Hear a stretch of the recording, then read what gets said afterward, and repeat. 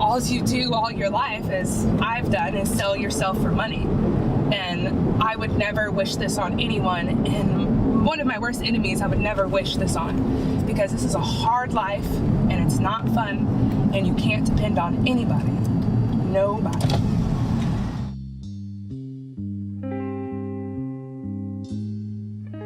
She's being gang raped, she's being beat, she's being deprived of water and food for 3 days until he breaks her will to the point where she's going to do whatever he says because he has just become her god.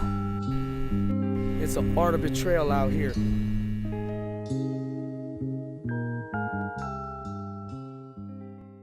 When I was a child, I honestly wanted to be the president of the United States. I did, and I actually got an award in 6th grade for the first African American woman that would ever be president of the United States of America, but I don't think that's going to work now.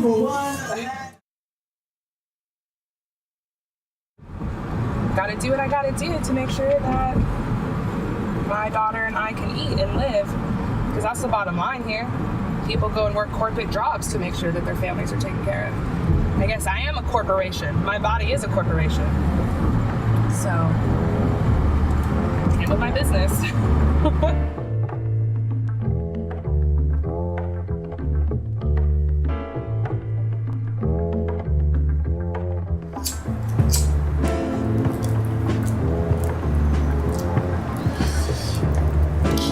Our track is about 50, 80 blocks long.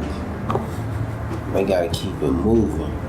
If you sit there, them follow gonna sweat you. They're gonna hit you with a soliciting ticket. You tell someone's running gangs because they was looking all up in the truck, trying to see who it was.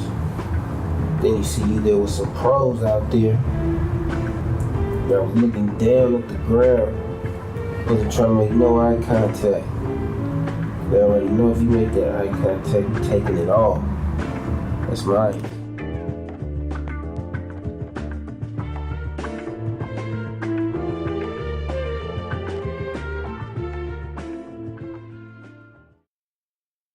A lot of times people don't understand how an 11 or 12-year-old girl who last week was an 8th grade student is now walking International Boulevard and selling her body.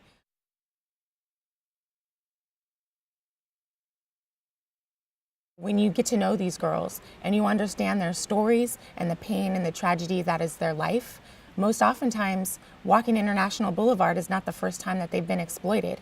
They've already been molested and raped by their father or their grandfather or their neighbor.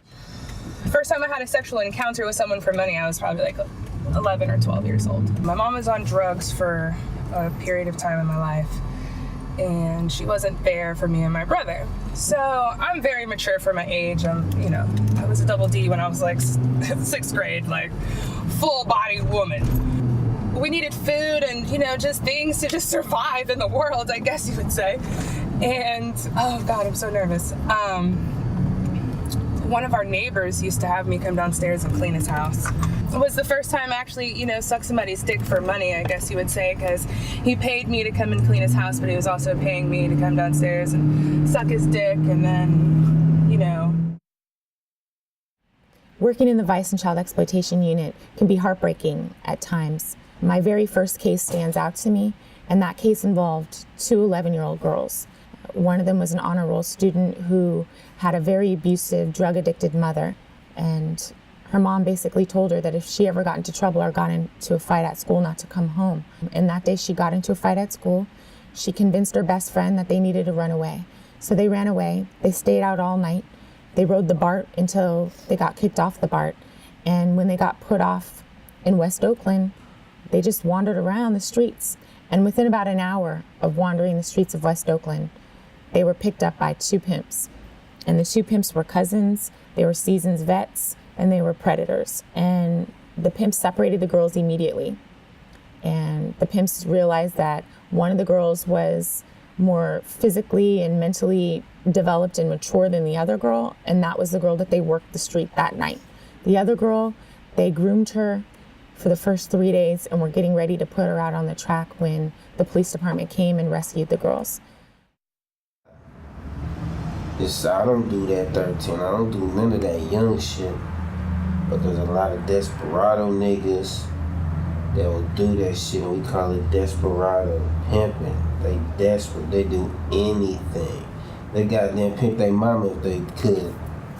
And then the ones that we stay away from, and you bitches better stay away from. When we talk about these girls, I oftentimes hear people refer to them as prostitutes. And that word implies that these girls are making a choice to be criminals, when really, just like every other crime that's committed against children, they're victims. And so we refer to them as victims of child exploitation, and specifically victims of commercial sexual exploitation. My daughter got sick. She was a preemie.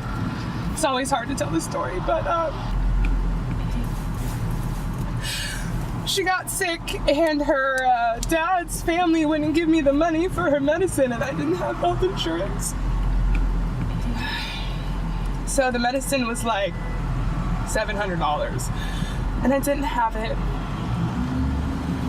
And no one would give it to me. So I'd heard of this street in Santa Rosa called Santa Rosa Avenue, and I knew girls went out there to get money. So I got home from work one day, and I went and put on my little zebra print skirt and my black tank top and just went out there. And so most oftentimes when we see the girls, it's the same repeated risk factors, which are family problems coupled with the lack of resources and abuse, whether it's neglect, sexual abuse, or mental and physical abuse. Those are the risk factors. When I was in DC, I got robbed at gunpoint with me and my girl, and they duct taped our fucking wrists and our ankles. They hog-tied us, laid us down on the bed, face down, and put pillows over our head. And I heard the gun. And all I could do was just lay there. This is like the most peaceful story I've ever told in my life. All I could do was just lay there and just be so peaceful, knowing that, like, I as a person did everything that I thought was right in my life to provide for my family, and that they knew that I loved them. So that's the one thing about them bitches. They gotta watch out for a pimp that's trying to knock them, 5-0 that's trying to knock them, a punk nigga trying to rob them, and a trick nigga trying to get over on something. He's a pimp that just uses strong arm, will snatch a girl off a corner, snatch a girl off a block and trunk her, throw her in the back of the trunk, and then the next thing she knows, she's tied up, she's being gang raped, she's being beat, she's being deprived of water and food for 3 days until he breaks her will to the point where she's going to do whatever he says because he has just become her god. It is what it is. I've accepted my fate. I know that God loves me. I know God loves me. I know that because God is the only person that loves everyone unconditional, no matter what you do or what type of lifestyle you come from. God, Jesus, Allah, Buddha, whoever, they love you as long as you have a pure heart. And I believe I have a pure heart. I just gotta do what I gotta do to make sure that my daughter and I can eat and live.